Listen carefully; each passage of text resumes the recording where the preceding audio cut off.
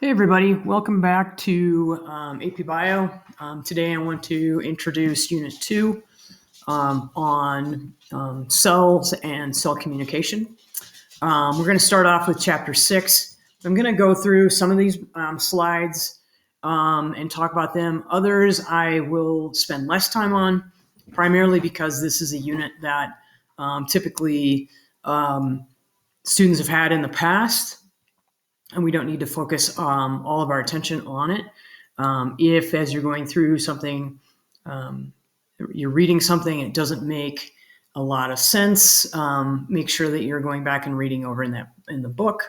And if you still have questions, ask me, and I can help you out with that. Let's start, though, with talking about cells, because that's kind of what this whole unit is about. It's about what a cell is and what is inside of it and how it functions and what have you. When we're talking about life, in order to be considered living, you have to have at least one cell. Okay, that's a fundamental characteristic of life. Everything is made up of cells that is living.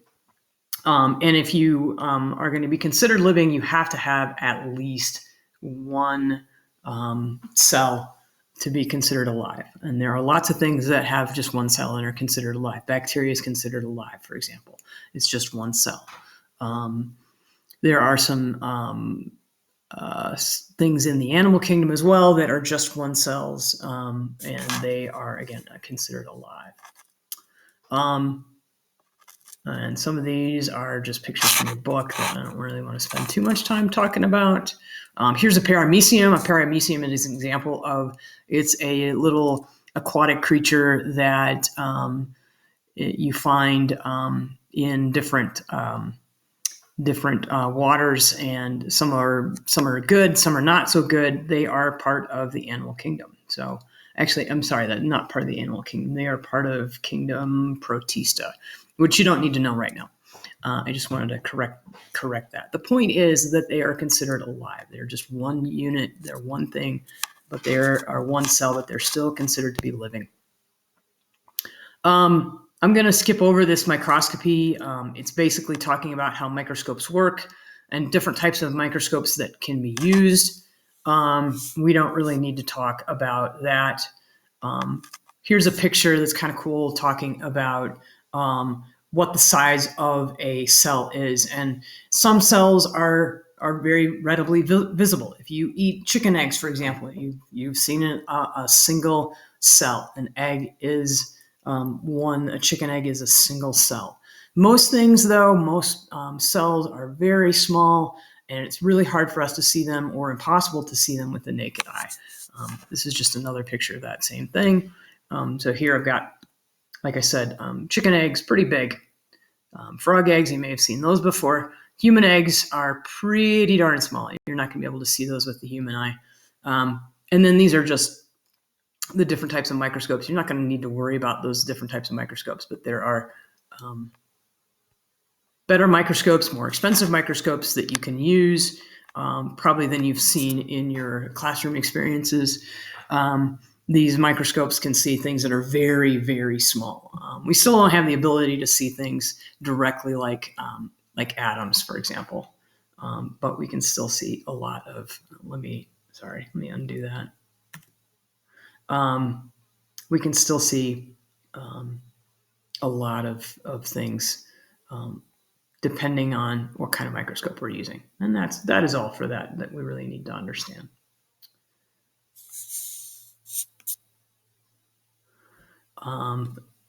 Light microscopes can magnify.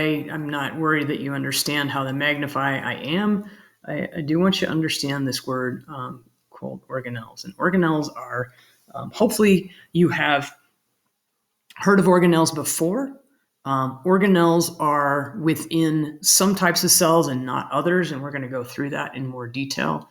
I know in bold it has that right there, but we're not going to really define it just yet. We're going to go a little bit farther before we do that. These next few slides, again, are kind of on different size cells and what different microscopes can see.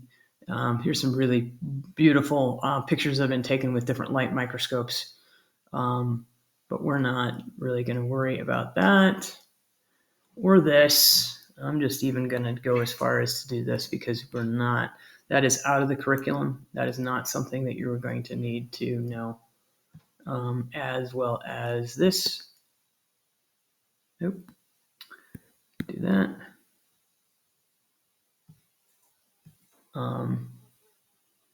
I will talk about fractionation just a little bit, only because it's possible to separate parts of a cell from each other. And if you can take those parts out, sometimes you can get a better idea of what different parts do. But that's really all that we're going to talk about with that. And again, here's some stuff on fractionation. But we're going to skip over that because I'm not saying that you've had that. I'm saying that that is not important to what we're going to talk about. What we in this class, what we need to talk about is let's talk again about those organelles. So organelles are little portions inside a cell that have specific functions, and they are found in a specific kind of cell or a specific kind of creature called a eukaryote.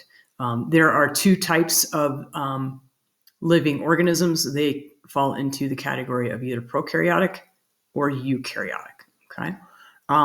Prokaryotic cells are found in only two, they call them domains. They're found in bacteria and archaea. These are the only ones that have prokaryotic cells. And when I'm talking about domain bacteria, I'm talking about things like, bacteria, right? I'm just putting it down again. So E. coli, for example, that would be our big one. E. coli would be found in the domain bacteria. Whereas archaea, these guys tend to be what we call extremophiles.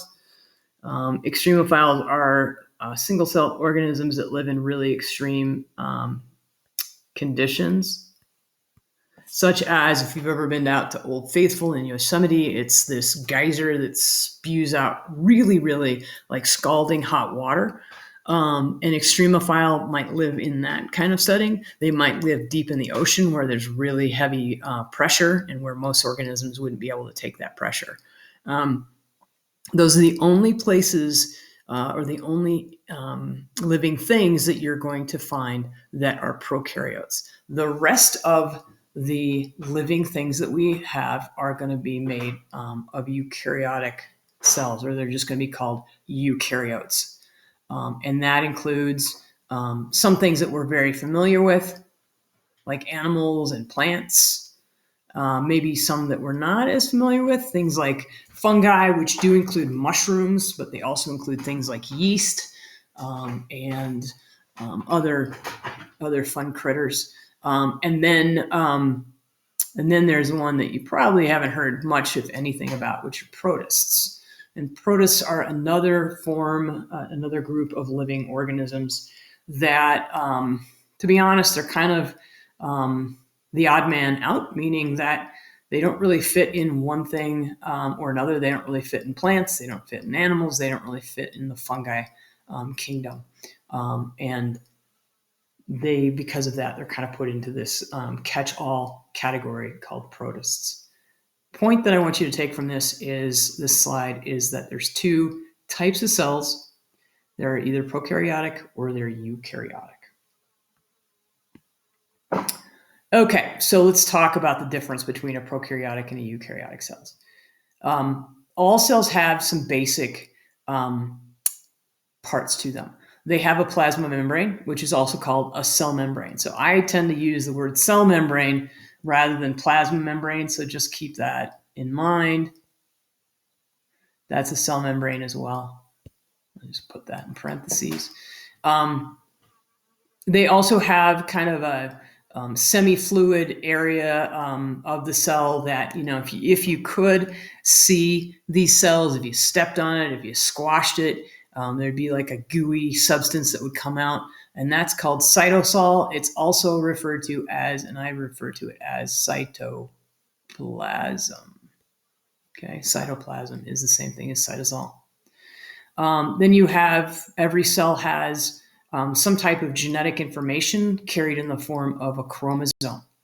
Chromosomes are made up of smaller genes, and you might have heard your family saying, "I inherited something from such and such." What that means is you actually inherited the gene to produce. Maybe you have blonde hair, and that is because you inherited a gene that causes your body to produce a pigment that gives you that color of hair.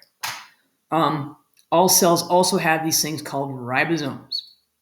Ribosomes are actually one of our first, well, actually, not, we'll hold off on that. Ribosomes are going to make pretty much everything that the cell needs, and that tends to be, by and large, proteins. So you may have heard of ribosomes before, and you may have heard that they make proteins. We'll come back to that when we are talking about gene expression later on. Okay, prokaryotic cells are characterized by more what they don't have than what they do have. So they don't have a nucleus. No nucleus. Okay. They do have an area where you find the DNA. The DNA is usually enclosed in a nucleus if you are a eukaryotic cell. In the case of prokaryotic cells, they don't have a nucleus, but they do have their DNA in an area that's called a nucleoid. Okay, so it's not just floating around willy-nilly everywhere. You don't find a gene here, a gene there, a gene, somewhere else. It's always in a little area called the nucleoid. But there's nothing around it to kind of hold it in place. They don't have any of these things that I've been talking about called organelles. Organelles are little parts of the cell that do specific functions. We're going to talk about that on the next slide. Prokaryotic cells are believed to be the most simple cells, and we believe that all life came originally from prokaryotic cells. So originally there were no organelles. So these prokaryotic cells of today represent cells that have that really show the characteristics of cells that we would have seen back, let me see here, 3.5 billion years ago. The very first cells, we believe, came about in about 3.5 billion years ago. So they would have looked like prokaryotes. Prokaryotic cells do have cytoplasm, or again, that cytosol. Again, now we're changing it to, I just want you to know those two words are going to be synonymous for our purposes. And they have a plasma membrane. So again, they have that cell membrane. So no nucleus, a nucleoid. They do have ribosomes, but they don't have any membrane-bound organelles. In other words, they don't have any smaller parts to the cell that are surrounded by a membrane. And that is really the key part. Here are a couple pictures of prokaryotic cells. You're not going to be asked to identify any of these. These are just to kind of show you what they look like. This is an actual picture of some type of prokaryote. Diphtheria. You do not want to get diphtheria. That is a bad thing. That gives you terrible diarrhea and dehydrates you and can cause death. So we don't want to see that one, at least in our bodies. But that is an actual picture of what one looks like. And I think that's what's on the next page too. So again, no nucleus around here, but all these little things in here, that does represent the DNA. Okay, so the DNA is there. It is just not, it doesn't have a membrane around it. Some prokaryotes will have a cell wall, some won't. So that's why it wasn't on the slide before, because it's not something that everyone has. Okay, so that's prokaryotes. Let's talk now about the other type of cell that you can be, other type of life forms, which are eukaryotes. So eukaryotic cells are those that have DNA in a nucleus. So in other words, they have DNA bound by a membrane. So a nucleus is just a double membrane that goes around the DNA. They have organelles, and those organelles have a membrane around them as well. And they also have a cytoplasm that is between the nucleus and the nucleus and the plasma membrane. In general, eukaryotes are usually quite a bit bigger than prokaryotes. And I'm not sure if I got a picture of that or not. Looks like I don't. But like an egg, like a chicken egg, that would be an example of a eukaryotic cell. Prokaryotic cell would be an example of bacteria, for example. Again, big difference between a little tiny bacteria that you cannot see, can make you sick, but you still can't see it, and a chicken egg. Okay, when we talk about cells, one of the first things that comes up is this thing called the plasma or the cell membrane. And this is important because if you are a little prokaryote and you're living on your own, you want to make sure that the things that are inside your cell stay inside your cell. And you want to make sure that you can get certain things in and you can get certain things out of the cell, but you want to be pretty picky about that. So this plasma or cell membrane is a selective barrier. It's going to let some things through, but it's not going to let everything through. Okay, so every living thing has this plasma membrane. If it's a prokaryote or a eukaryote alike, they all have a plasma membrane. Plasma membrane is made up of several parts. And I'm just going to go through here and see. Nope, that's not very helpful. Okay, so this is a picture of it. This thing up at the top here is an actual picture of a cell membrane. And what they're looking at is just this section here. This is the inside of the cell. We're not looking at the inside. We're just looking at this piece and enlarging it. And you can see that on top we have these little gray balls. These little gray balls are called the heads. And these yellow pieces in the middle in here, these are called the tails. Okay? They're called the heads and the tails of a specific molecule called a phospholipid. So here what they've done is they've highlighted an entire phospholipid here to show you. And I will attempt to draw this. It won't be as pretty, I'm afraid. But here's my head. And here, each phospholipid has two tails. Okay? That's a phospholipid. That's the head.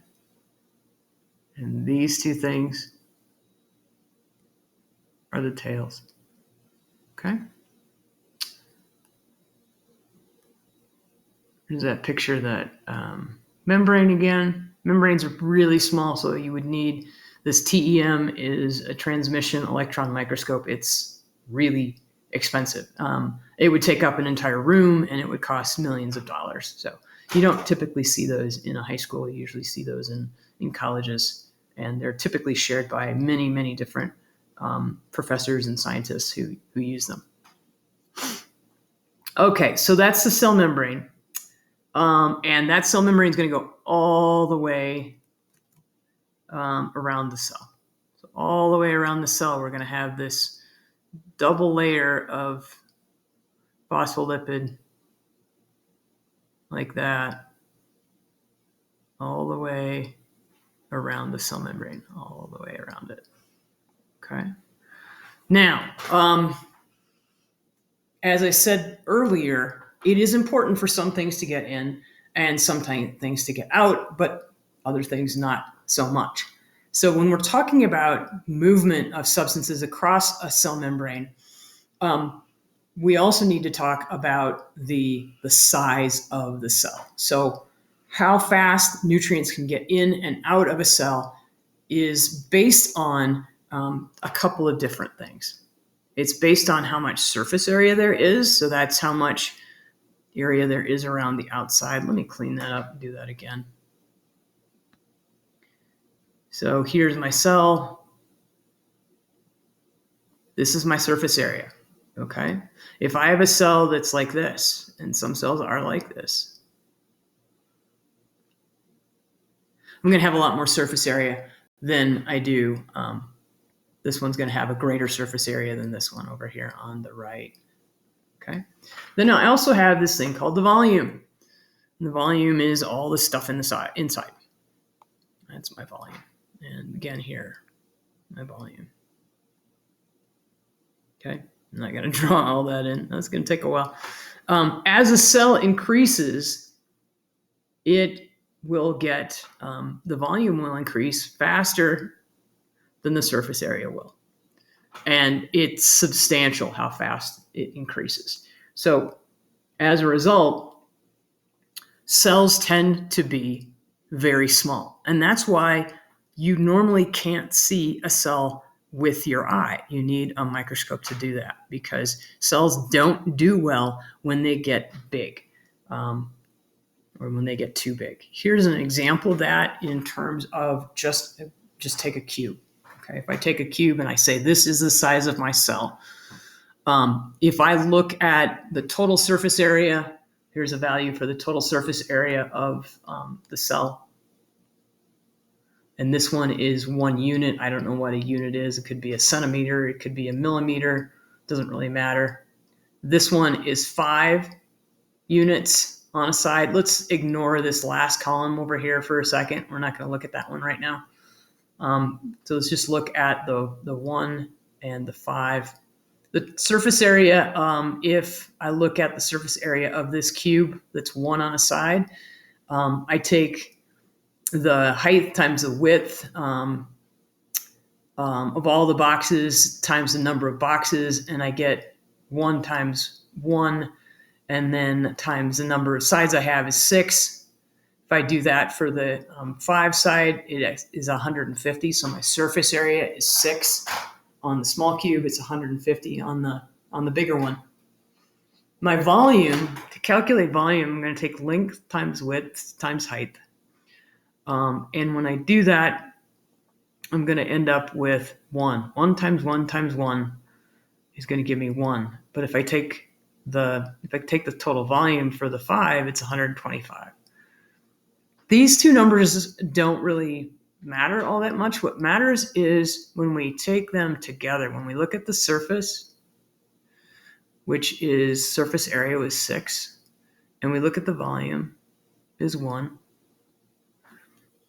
Our total surface area to volume, we call it the surface area to volume ratio, is going to be 6 units. Again, I don't know what the unit is, but it doesn't really matter. If I look at that for the 5 cube, it's 150 divided by 125, which gives us a value of 1.2. Okay.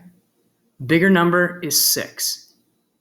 Surface area to volume ratio is larger for the 1 cube size than the 5 cube size. What does that mean? It means that diffusion can happen much more rapidly in a cell that is small because the surface area to volume ratio is going to be large. Okay, so it's got a lot of surface area, but not as much volume.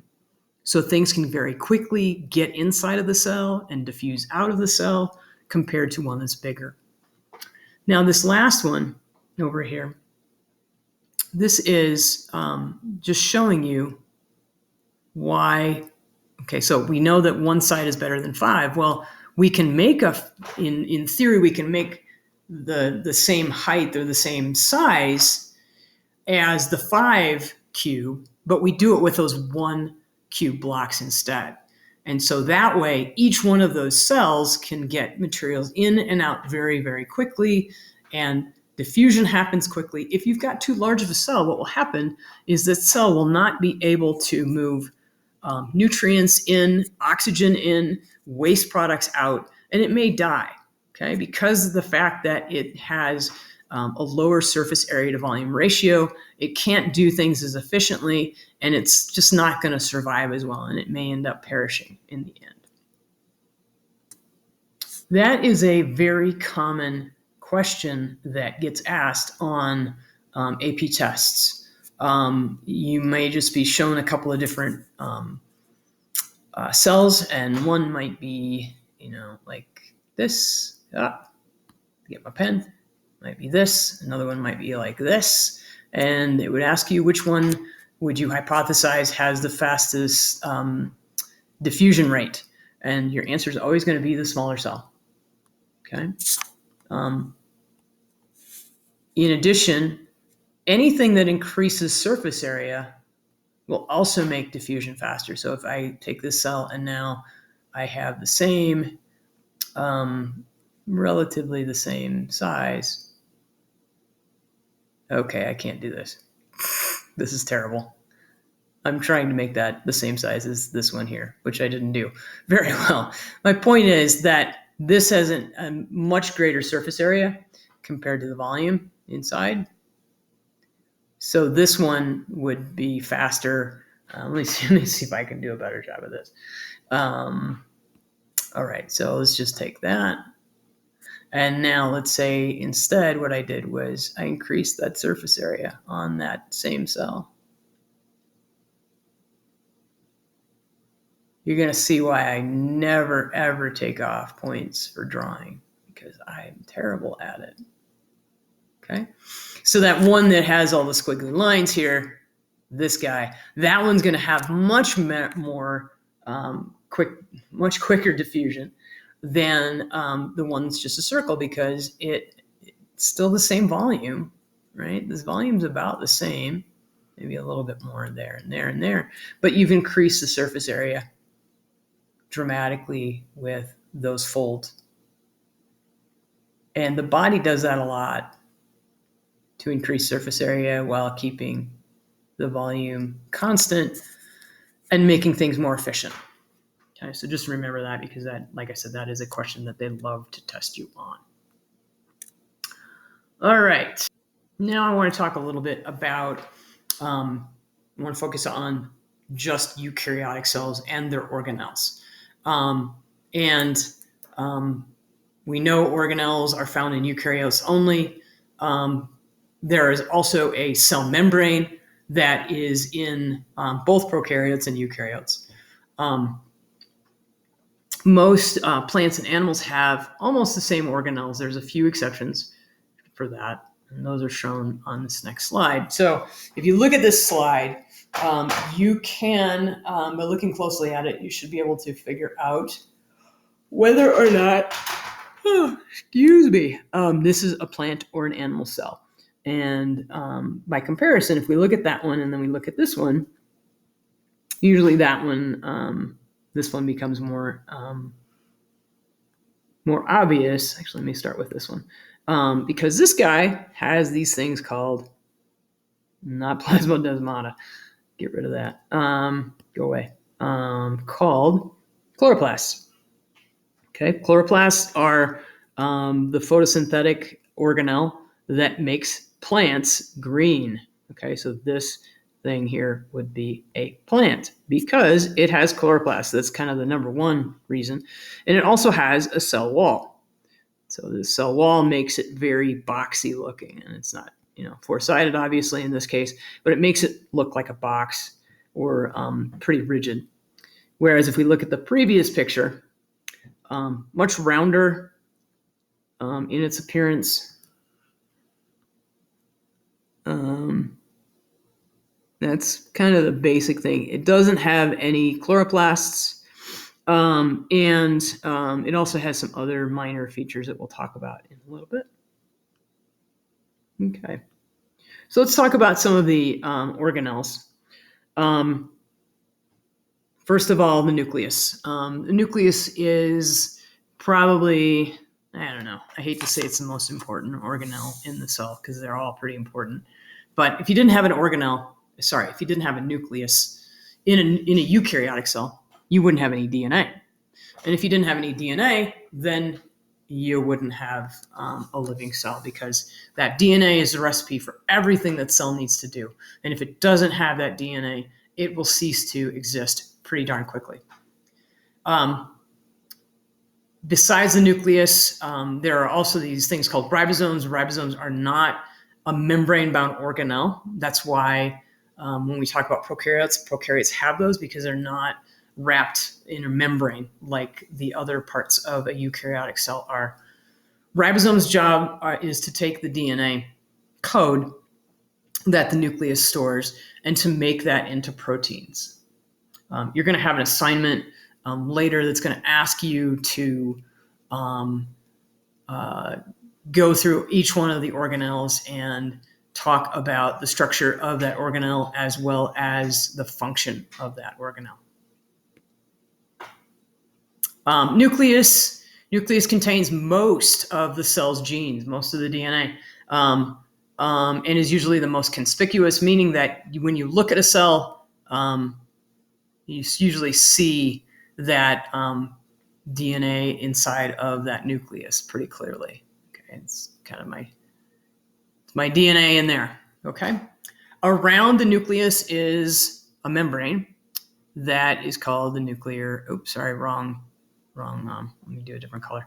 Wrong membrane. This is the nuclear envelope, and that goes around the nucleus, and it separates the nucleus from the cytoplasm. It's a double membrane, just like the cell membrane is. The nuclear envelope or nuclear membrane is also double membrane as well. All right, there's a picture of it. It's showing more detail than we really need. Let's see if we can get a little bit less of it.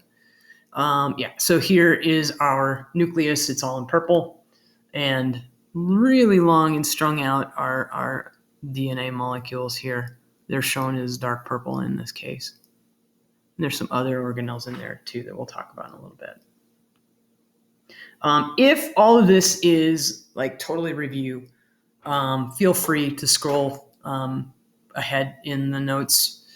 I have found in recent years that students are struggling with the organelles more than they did in the past. I think a lot of that has to do with COVID and some of the things that we were unable to teach as thoroughly as we really should have freshman bio year. So if you're one of those people like, I know what an organelle is, I know what the nucleus is. This is all like, you can run through these pretty quickly. I'm going to skip over these little guys because you don't really need them. I'm also going to skip through this too. We'll come back to this when we talk about gene expression later on. In the nucleus, DNA is organized into discrete units called chromosomes. So I'm sure you've heard of chromosomes before. Each chromosome contains one DNA molecule, and that DNA molecule is wrapped around these little things called histone proteins. So that protein is called histone. And that is kind of a unique feature of eukaryotic versus prokaryotic cells. Eukaryotic cells have histone proteins, and they're basically just really tightly woven pieces of protein that, let me make it a little bigger here. Because eukaryotes have so much DNA, trying to get a large amount of DNA into a small spot is kind of difficult. So what happens is the DNA wraps very tightly around that histone protein. And in doing so, it allows you to store a large amount of genetic material in a small space. And so that together would represent chromatin. Okay, so chromosomes made up of protein and DNA together called chromatin. You do not find that in a prokaryotic cell. You only find it in a eukaryotic cell. Okay. Also in the nucleus is this thing called the nucleolus, which is kind of annoying because it's so similar in word to nucleus. The nucleolus's job is to make this kind of RNA called ribosomal RNA or rRNA. And we'll talk about that when we get to ribosomes, which I believe are on the next page. Okay, ribosomes are the organelle that are responsible for making proteins from a DNA code. So ribosomes are made up of two things. They're made up of ribosomal RNA, which I said was made in the nucleus. Remember that was the nucleus.